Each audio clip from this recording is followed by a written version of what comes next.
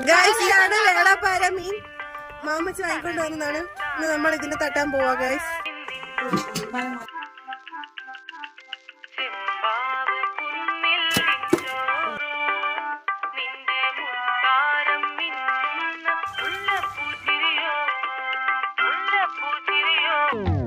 ചെമ്പാവ് പുന്നില്ലിൻ ചോറോ നിന്റെ മുത്താരം മിന്നുന്ന മുല്ലപ്പൂച്ചിരിയോ.